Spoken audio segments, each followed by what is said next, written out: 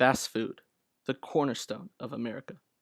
A common food source not just for families, but college students as well. These places are targeting and singling out college students, such as you and me, to an unhealthy and more expensive eating style. You may say, but not all these restaurants are exploiting us. What about the local mom and pop shops? That's true, but I'm talking about the places you go to at 3 a.m. after a long day of studying.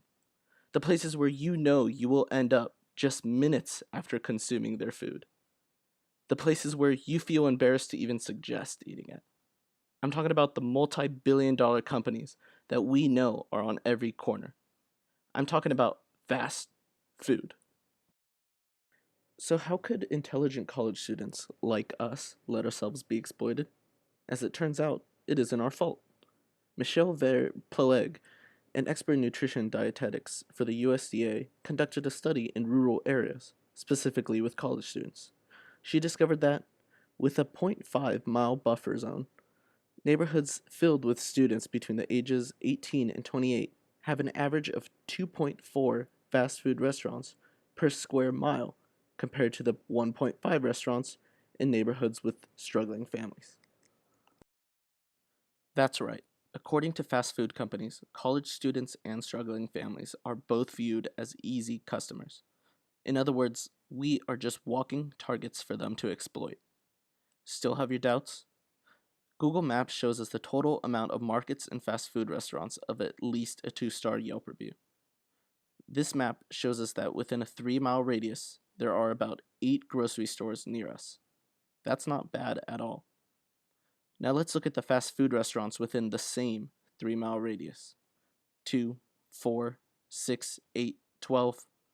You get the point. Just look at where the majority of these restaurants are located, on or near campus. Need a little more convincing? No problem. In the name of science, I decided to take it upon myself and do a comparison to show how much food you get from both fast food and grocery stores, all while spending the same amount of hard-earned money. Hi, how may I help you? Hi, may I have 2 number 1s? Are they medium? Yes, please. Are they with the Coke? Both Cokes. Okay. Anything else? Hi, how can I help you today? And then can I get, number 7? Okay. Is that a meal? Yes, please. Medium? Yes, please. Barbecue sauce? Yes, please. Coke? Yes, please. Okay. And that would be all. Thank you. Alright, so I got 2 number 1s with a Coke and number 7 with a Coke with barbecue sauce. That's going to be $18.56 for a gentleman. I'm thinking. Have a nice day. Thank you. As you can see, I went to a relatively cheap fast food restaurant and spent a total of $18.56, roughly the price for a family of 3 to eat a single meal at this establishment. After, I went to a grocery store to spend relatively the same amount of about $19.10. This is the comparison.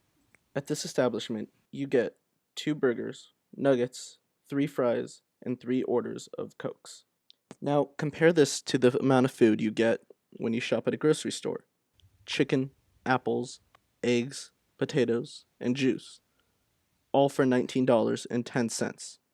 Food that is meant to feed you for a week, rather than a single meal.